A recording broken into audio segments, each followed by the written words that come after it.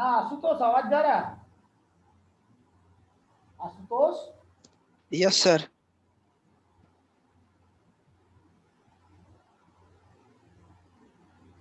आने दो, सबको आने दो।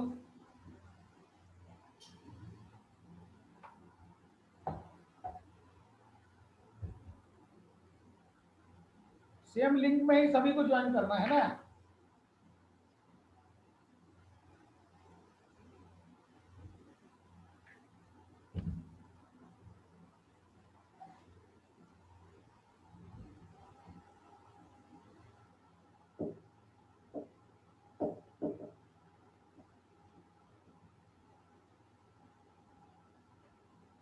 हाँ आवाज आ रहा है?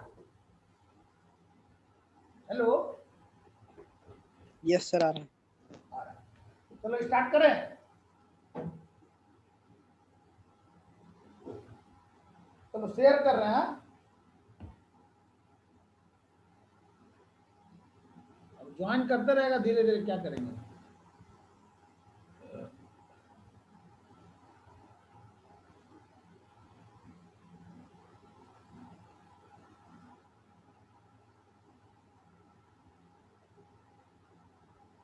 देखो स्क्रीन विजिबल है आशुतोष? Yes sir. तो हम लोग कहाँ बोल रहे थे? ये जस्ट वेट करो थोड़ा। हाँ हम लोग क्या बोले कि एंगुलर मोमेंटम ऑफ आइसोलेटेड, ये यहां तक का बात। इक्वेशन 8 के बाद, as angular momentum of isolated system is constant, so from equation 2 we know that ये equation 2 देखो, p theta into d theta is equal to k into h, so this part can be written here, p theta into d theta is equal to kh is equal to, in place of ये p theta d theta, इसका जगह हम लोग rigid rotator में क्या लाए थे? p theta p5 into 2 5, तो here p theta is given here, तो I have written here p theta। अगर ये 5 लिखा रहता तो यहाँ 5 लिखते, तो p theta into 2 pi is equal to k into h, ये पाई, तो p theta is equal to kh divided by 2 pi, equation 9। we know that PR is equal to P theta divided by R square, यहां से आया देखो, ये यहाँ m नहीं होगा, m यहाँ कैंसिल हो जाएगा, ठीक है। PR is equal to P theta divided by R square into dr by d theta।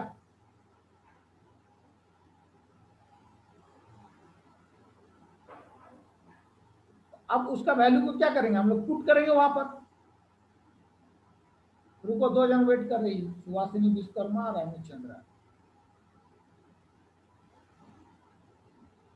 ये PR is equal to P theta divided by R square into dr divided by d theta।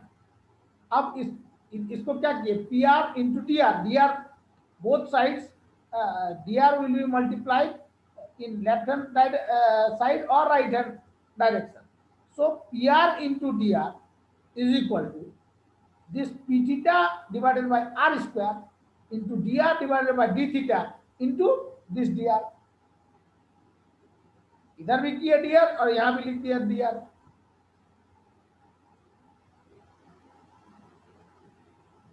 is equal to p theta divided by R square into dr divided by d theta। अब dr divided by d theta into d theta लिखिए, इस step को बढ़ाए, is equal to p theta divided by ये क्या बचेगा? 1 by r dr divided by d theta whole square करेंगे अब इसको, ये पार्ट को, इनटू दिस d थीटा। ये इक्वेशन 10। अब आज हम इतने तक इसको रख रहे हैं, इक्वेशन 10 तक ही। कल का जो क्लास होगा उसमें फिर इसको बताया जाएगा। अभी फिर से हम रिपीट कर रहे हैं। समरफील्ड इलेक्ट्रिक ऑर्बिट, देखो यहाँ रिजिड रोटेटर में क्या हुआ? पंकज साहू अनम्यूट करो। पंकज,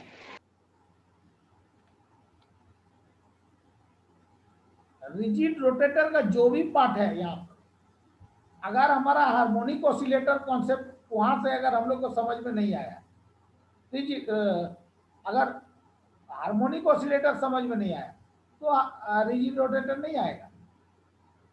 अगर रिजिड रोटेटर समझ में नहीं आया, ये सब पार्ट कहाँ से आया?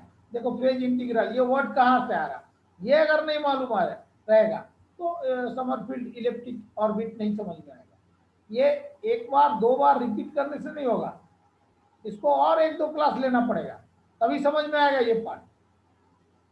क्वांटम मैकेनिक्स है ना, हर स्टेप को देखो हम बताते जा रहे हैं, इसके बाद क्या आ रहा है, इसके बाद क्या आ रहा है, समझना होगा उस चीज को क्यों आ रहा है। जैसे ये रिजिड रोटेटर, ये कहां से आया? हार्मोनिक ऑसिलेटर से।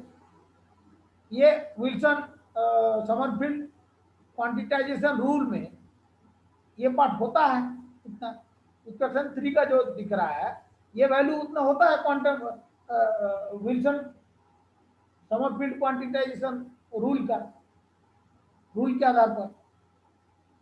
तब हम लोग बोल रहे हैं ये एनर्जी तब निकाले जब E इज इक्वल टू, ये वैल्यू दिया हुआ है, आया ये रिजिड रोटेटर का एनर्जी इज इक्वल टू इतना हो रहा है और angular momentum is equal to इतना दिया हुआ है, आई टू ओमेगा, उसके आधार पर हम एनर्जी इज इक्वल टू इस पार्ट निकालें। ये पार्ट अगर हमारा क्लियर है तब समरफील्ड इलेक्ट्रिक ऑर्बिट के बारे में जानना ठीक है, अदरवाइज समझ में ही नहीं आएगा कि हो क्या रहा है। किसी का एक क्लास मिस हो जाएगा तो ये समझना बहुत मुश्किल है। फिर से इसको रिपीट कर रहे हैं, Sommerfeld electric orbit, this is the application of Sommerfeld Wilson Sommerfeld quantization rule. Last fourth application है और लास्ट एप्लीकेशन है समरफील्ड इलेक्ट्रिक ऑर्बिट। यहां मेरा क्या दिया, एन ये इस डायग्राम के आधार पर बोल रहे हैं कि इलेक्ट्रॉन मेरा रोटेट कर रहा है। यहां क्या दिया है, एन न्यूक्लियस है, न्यूक्लियस में चार्ज क्या है, जेडी, जेड क्या है, एटॉमिक नंबर, भी क्या है, वेलोसिटी। ये मेरा ए सेंटर है, इसका सेंटर से यहाँ का डिस्टेंस कितना है, ए है, रेडियस जिसको बोल रहे हैं। अब यहाँ जब ये रोटेट कर रहा है, if the electron rotates with a velocity v, so in that case the electron makes an angle theta, ठीक है। So let an electron whose mass is m and charge e moving around a nucleus n of charge Z, where Z is atomic number. An electron in an elliptical orbit has 2 degrees of freedom, like radial distance r and azimuthal angle theta relative to this nucleus. This r be the radial distance, and this theta here, this theta is known to be azimuthal angle relative to this nucleus. So r and theta are the polar coordinates. If r and theta are polar coordinates, then we can write pr, रुक जाओ थोड़ा सा काम नहीं कर रहा, pr and p theta, r और theta जब पोलर कोऑर्डिनेट्स है तो हम लोग क्या बोल सकते हैं, pr और p थीटा, ये रेडियल मोमेंटम, p क्या है, मोमेंटम, आर क्या बोल रहे हैं, रेडियल, और थीटा क्या बोल रहे हैं, एंगुलर। एंगुलर पी क्या है, एरिया मोमेंटम। तो radial momentum and angular momentum of electron are with the PR and P theta. According to Wilson Sommerfeld quantization rule, हम लोग जानते हैं PR into DR is equal to NH, P E into D theta, P phi into D phi is equal to NH, ऐसा था। तो यहाँ उसके जगह क्या बोल रहे हैं, PR into DR, radial component हम ले रहे हैं ऑफ इलेक्ट्रॉन का। तो PR into DR is equal to NH, N suffix में H लिखेंगे, एन ये क्या है, N H, sorry N R, यहाँ आर लिख रहे हैं, N R is equal to 1 2 3 dot dot dot, means इसको क्या बोलेंगे, radial quantum number. This N R be the radial quantum number. अब हम रेडियल पार्ट हो गया, रेडियल मोमेंटम ऑफ इलेक्ट्रॉन का। अब हम डिस्कस बोला जाएगा अब हम लोग का angular momentum of electron. So in that case, we have write p theta into d theta is equal to kh, equation 2, where k is equal to 1 2 3 like this, and these are the azimuthal quantum number.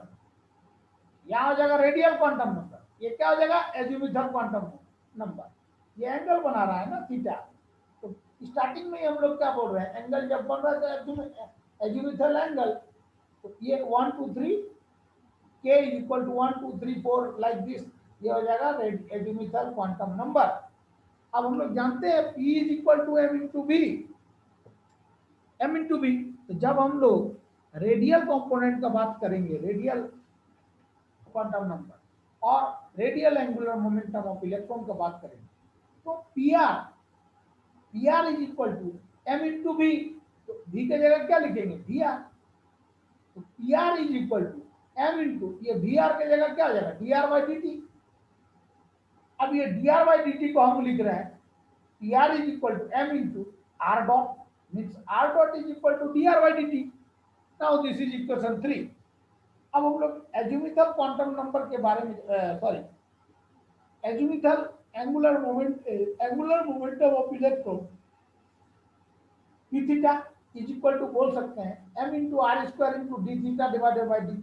क्यों बोलेंगे, M तो mass है, R radius, D theta divided by D T means electron rotate about an axis theta and it takes time t. So here we have write d theta is equal to m r square d theta divided by dt. So this mr square can be written here into, in place of d theta divided by dt, we have assumed theta dot here, theta dot, and where dot, this dot denotes differentiation with respect to time। एक question 4 आया, यहाँ theta dot का value है मेरा कितना, D theta divided bye. अब हम लोग जानते हैं, यहां से देखो इक्वेशन 3 से, from equation 3 we know that PR is equal to M R dot. Here I have written M R dot, means R dot is coming from this dr divided by dt। in place of dr divided by dt, this r dot has been come. So in place of this r dot we have write m into r dr divided by dt, this part. Again this part is multiplied by dt d theta as well as divided by d theta. So elaborate this part, we have write m into dr divided by d theta into d theta divided by this dt is equal to m, this m into dr divided by d theta into, here from equation 4,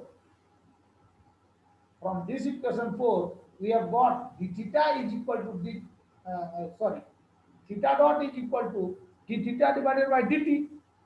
So we put the value of this d theta divided by dt in place of this d theta divided by dt. We have write here theta dot. Since यहाँ देखो लिख दिया, since theta dot is equal to d theta divided by dt is equal to m into ये m tan into dr divided by d theta, और theta dot is equal to, यहाँ से हम बोल सकते हैं from equation 4 we can say that p theta is equal to mr square theta dot, means theta dot is equal to this p theta divided by mr square. So the value of theta dot can be written here, p theta divided by mr square.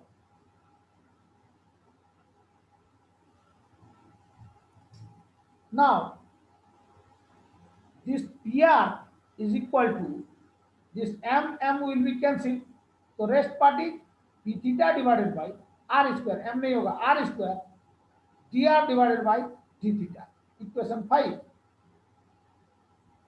Equation of ellipse पिछला class में हुआ था. Equation of ellipse in polar coordinates is 1 by r is equal to 1 by a into 1 minus epsilon cos theta divided by 1 minus epsilon square.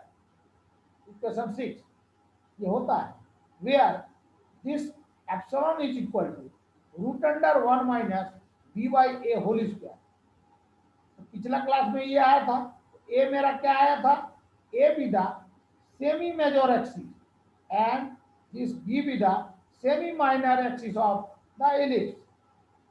ये पटाया था B by A be the semi major axis of the ellipse and B be the semi minor axis of the ellipse.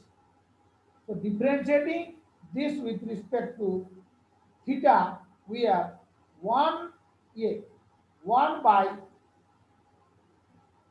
by r square dr divided by d theta is equal to ये 1 by a into ये हो जाएगा क्या epsilon sine theta divided bye 1 minus epsilon square. अब इस part को यहाँ 1 by r इसको लिख रहे हैं dr divided by d theta, ये r इधर आ रहा तो माइनस r by a, ये पार्ट क्या आएगा epsilon sine theta divided by 1 minus epsilon square. Equation 8. Equation 8 के बाद एज हम लोग जानते हैं as angular momentum of isolated system is constant, means constant means p theta d theta is equal to p theta into d theta is equal to kh. यहाँ equation 2 में है देखो p theta into dx d theta is equal to kh. इसका value को put किए is equal to in place of this p theta d theta rigid rotator में p theta into d theta is equal to sorry ये part लिख सकते हैं p theta into 2 पाई. यहां से देखो ये पार्ट से इक्वेशन 2 से equal to 2 pi p five. तो अभी फाइव के जगह हम थीटा बोल रहे हैं तो p theta is equal to ये इंटू नहीं ये होगा इंटू होगा p थीटा इंटू 2 पाई ये पार्ट आया इज इक्वल टू ये kh. तो p theta is equal to angular momentum of electron p theta is equal to kh divided by ये 2 पाई. इक्वेशन 9. अब यहां से देखो ये पार्ट इक्वेशन 5 से ये हम नहीं होगा PR is equal to p theta divided by r square into dr divided by d theta. अब इसको हम dr से ये कर रहे हैं तो PR into dr is equal to p theta divided by r square into this dr divided by d theta into dr. ये dr है इधर तो राइट डायरेक्शन में dr p theta divided by r square into r d theta into अब ये r d theta इसको divide क्या कर रहे हैं इस रूप में लिख रहे हैं dr divided by d theta into d theta. इसको सॉल्व किए तो कितना आया इक्वेशन 10. आज हम समरफील्ड इलिप्टिक ऑर्बिट को इतना ही रख रहे हैं। नेक्स्ट जो है, जस्ट वेट करो,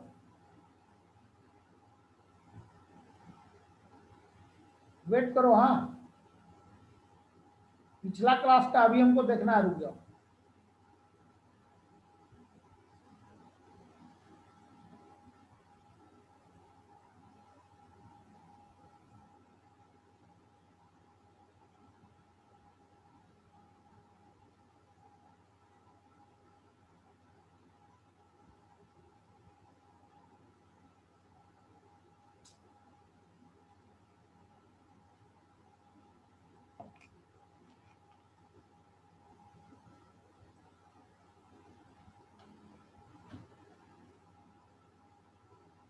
जस्ट वेट करो।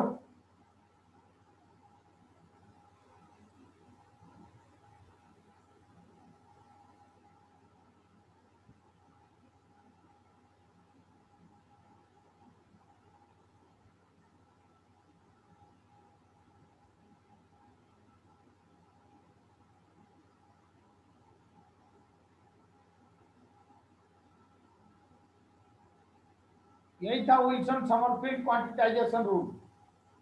देखो यहां पर विल्सन समरफील्ड क्वांटिटाइजेशन रूल दिख रहा है सभी को? हेलो, यादव दिख रहा है? दीपक, हेलो। हाँ सर, दिख रहा है।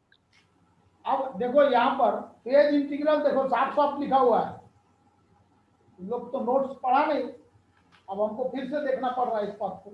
फेज इंटीग्रल देखो लिखा हुआ है, phase integral is equal to J I is equal to, equation 1 देखो, P I into D Q I है। यहां पर देखो ये पार्ट आ रहा ना नोट्स, ये सेम नोट्स अवेलेबल है, सेम नोट्स अपलोड किया हुआ साइट पर। यहां हम क्या बोल रहे थे कि n number of degree of freedom है, जिसमें position vector q1 q2 q3 q1 qi और q1 are the position coordinates है। तो n मोमेंटम ऑफ कोऑर्डिनेट्स हम लोग यहां से लिख रहे हैं p1 p2 p3 pi pn। जब 3 डायमेंशनल के बारे में बात किया जाएगा तो q1 इज इक्वल टू, ये पार्ट हम लोग माने हैं, फिर से इसको रिपीट कर रहे हैं कल का, q2 इज इक्वल टू ये part, q3 is equal to z and p1 is equal to, अब हम बोल रहे हैं px for x axis, p2 is equal to py for y axis and p3 is equal to pz for z axis. तो phase integral कोई भी system का phase integral is equal to, इस पार्ट से हम लोग डिनोट कर रहे हैं, जिसमें ये इंटीग्रेशन लेने का क्या मतलब है, वन पीरियड क्यूआई वेरिएबल में ये काम कर रहा है।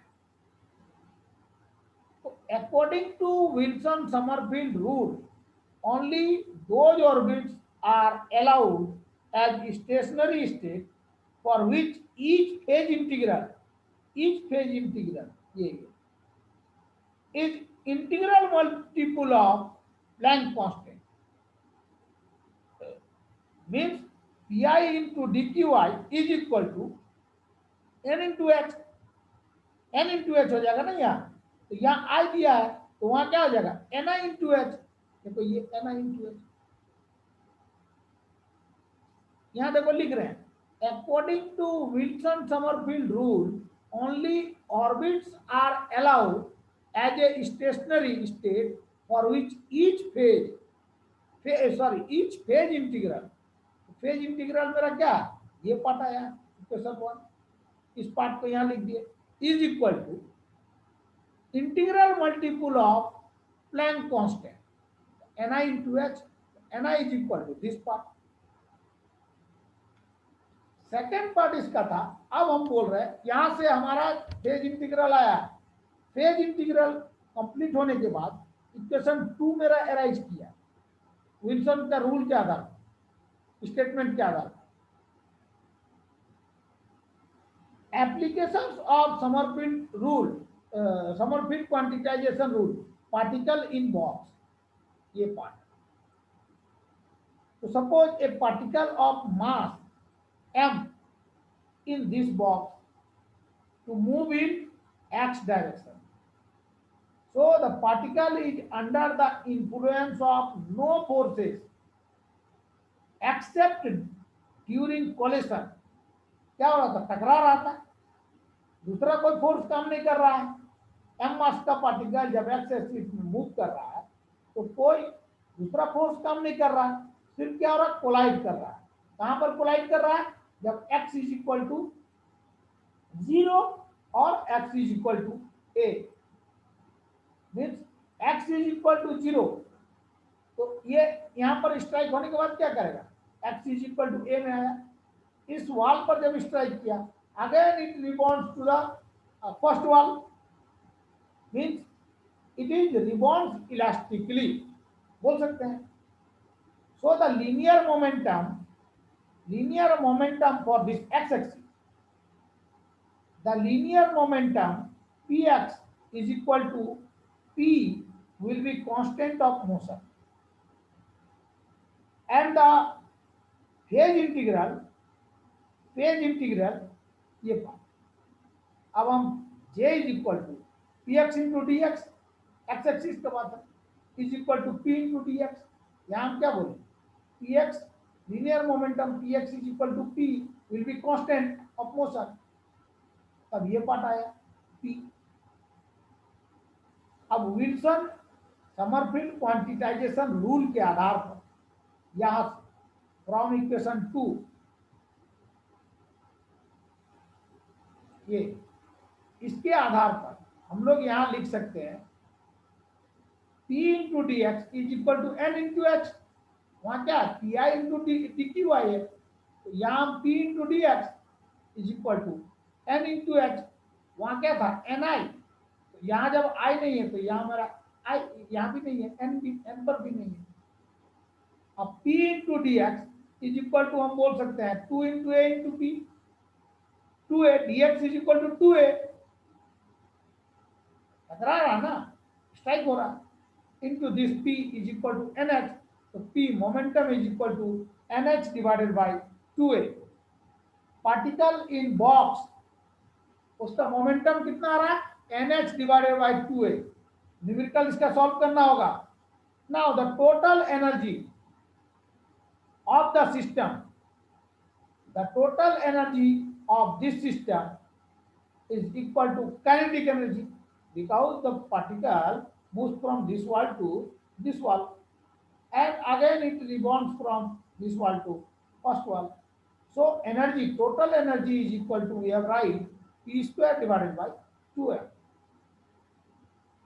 So on putting the value of this equation 1 into, so here En is equal to P square means N square H square divided by 2a square, sorry 2a whole square, N square H square divided by 4a square. So this 4a is multiplied with this 2m, so 4a square into 2, 8a square into this m. So here En is equal to N square H square divided by 8m square.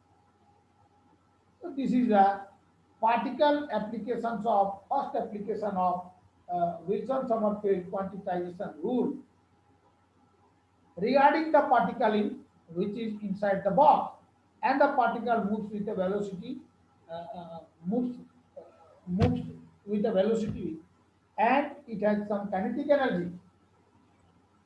उसी तरह करके harmonic oscillator का हम लोग किए हैं।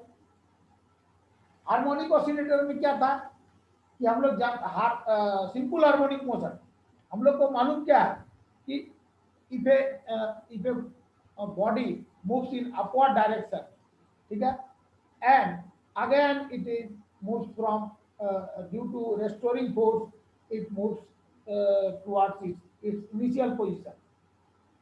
ये हम लोग जान रहे हैं वन डायमेंशनल हार्मोनिक ऑसिलेटर में।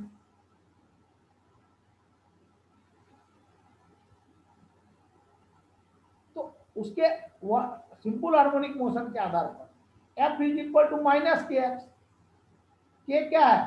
के इज फोर्स कांस्टेंट और एक्स क्या होता है? Displacement from the equilibrium position. First same का सिंपल हार्मोनिक मोशन को याद करो।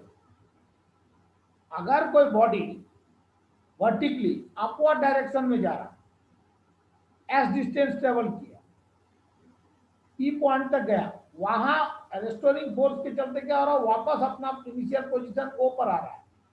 ठीक है, तो यहां मेरा नेगेटिव साइन इंडिकेट कर रहे हैं और के को क्या बोल रहे हैं? Force constant.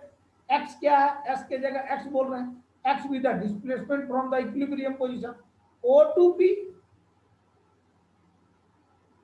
So the potential energy of the oscillator can be written as potential energy of the oscillator can be written as this part. ये कर सकते हैं हम लोग Vx is equal to minus F into D X. F के जगह अब क्या आ जाएगा? माइनस इंटू एफ का वैल्यू मेरा कितना है? Minus K X. तो माइनस है into minus plus K into X. K X into this D X is equal to half k into x square. Now we have calculate the kinetic energy of the oscillator. First we have measured the potential energy of the oscillator. After that kinetic energy of the oscillator we know that half mv square. We know that P is equal to m into b. For x axis we have write Px is equal to m into b. ठीक है, अब यहाँ P M D square, इसके जगह हम क्या करेंगे? P square X divided by 2m। तो पोटेंशियल एनर्जी हमको मिल गया, काइनेटिक एनर्जी मिल गया, दोनों को ऐड कर देंगे तो total energy of the oscillator क्या बोलेंगे? E is equal to potential energy plus kinetic energy. तो P square X divided by 2m plus half K square X. ये हार्मोनिक ऑसिलेटर का equation 1।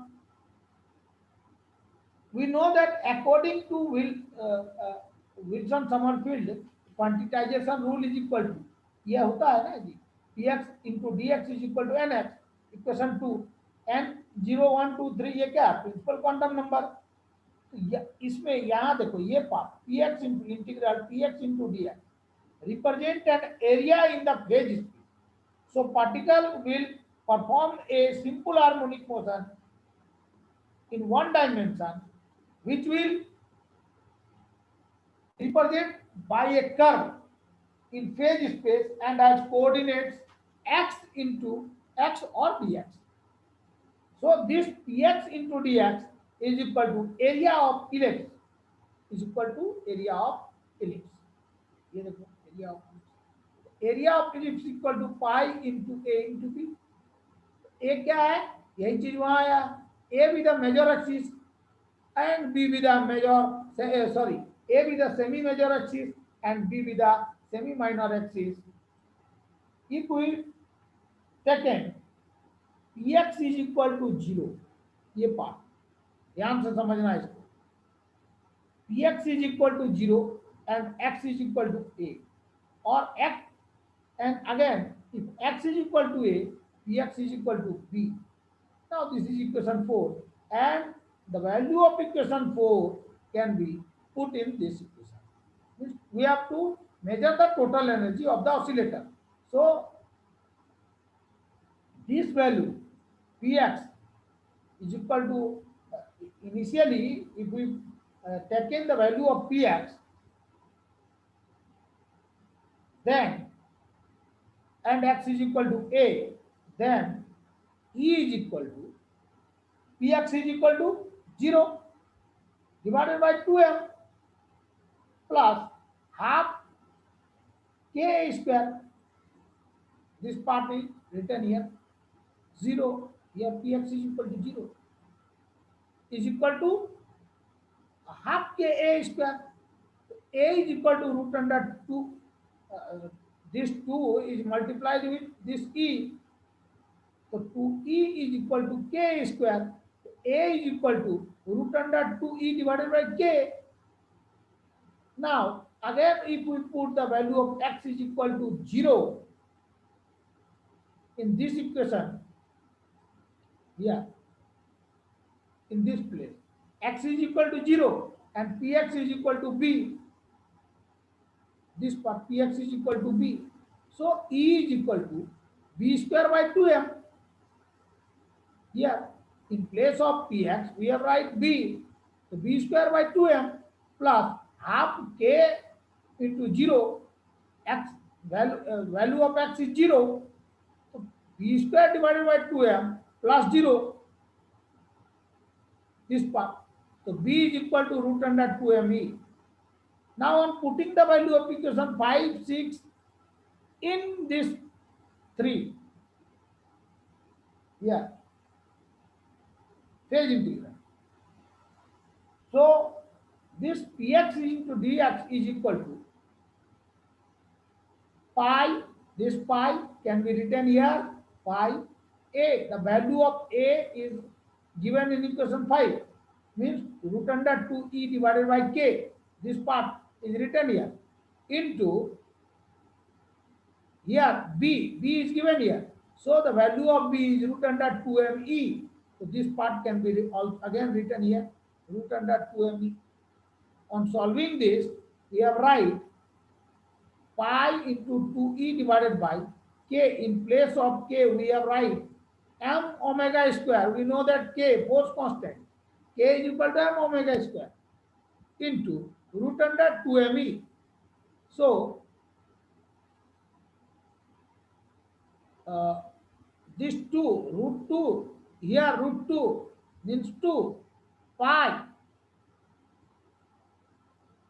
into here e, root under e into root under e divided by, here if remove the root, so we have write omega 7.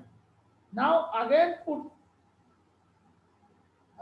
in equation 7, left hand side the value is given as px into dx, and in equation 2 this part is written here in left hand side. So in both the equation 2 and 7, left hand side px, integral px into dx is given. So equating equation 2 and 7,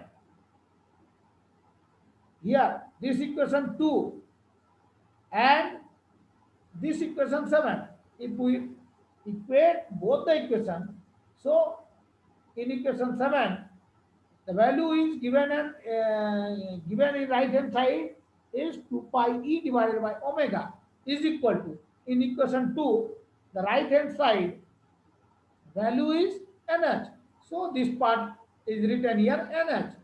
So after that we have cross multiply, so 2 pi e is equal to omega n into h, so e is equal to nh omega, this part omega n into h divided by this 2e, this 2e is equal to n into h. We know that mu is equal to omega divided by 2 pi, so in place of this omega divided by 2 pi we have write mu, here I have written mu, this is equation 8, where omega and mu are the angular and linear frequency.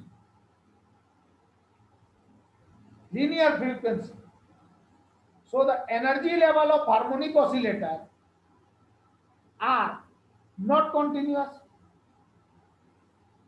So if this diagram is drawn, means we have taken a x-axis and y-axis. Particle moves in this x-axis, and these are the energy levels. E naught is equal to 0, E1 is equal to 1h mu, like this, E2, E3, E4, E5, E5, E6, like this. And if the particle here particle means according to harmonic oscillator, simple